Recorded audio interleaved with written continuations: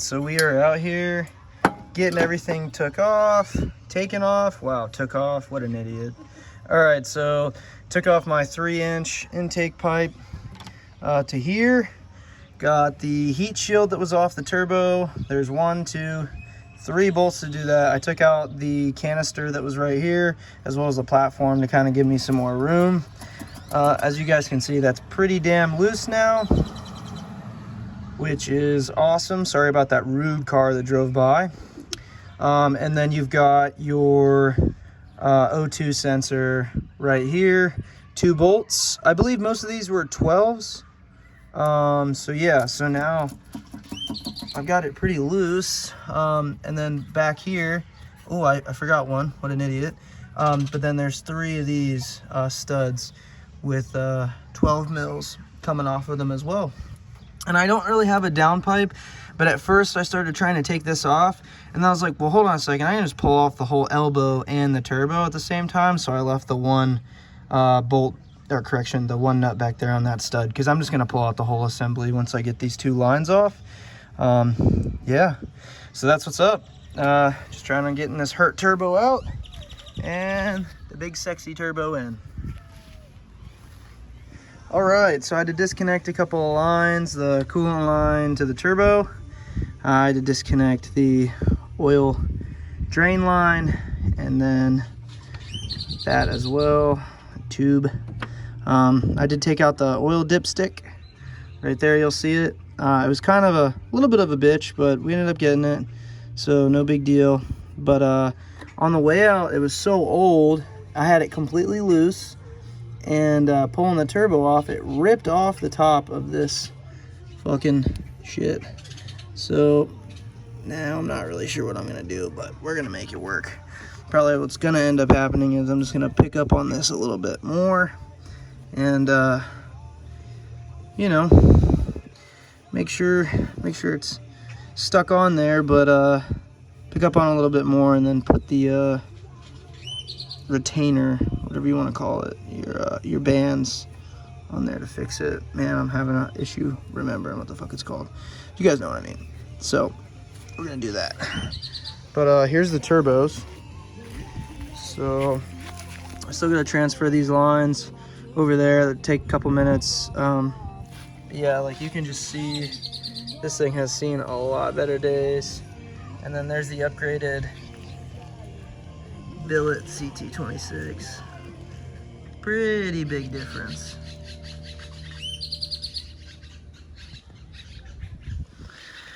So yeah, there's the elbow that we won't be putting back on anyways, because we've got the 3-inch downpipe. So gonna go ahead and put that on before I go to put the turbo in there. I gotta get the gaskets for this out, no big deal. And then the gasket for that is right there. DriftMotion actually only sent me these 2 bolts and an extra one of these. Not really sure what's going on there. I don't know if it was an issue or the hole in the box, because there was one in the corner if they may have fallen out. So we're still gonna put it in. We're just gonna put in a bolt here and then a bolt down here, just so it's diagonal and it has a decently tight seal. And then when the time comes, throw in the other 2. No big deal. So yeah, all right, let's get started.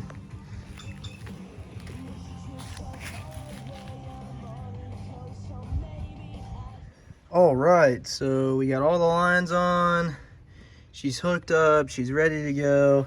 Now I'm gonna start on the downpipe, and then it should only take me a few more minutes. I've got the gasket and then the 2 bolts I'm gonna use for the downpipe. I should have 4, but I've only got 2. And then I'm gonna slowly put all the vacuum hoses back on and wipe it down. I am gonna unplug the coil packs though and turn over the car a few times. That way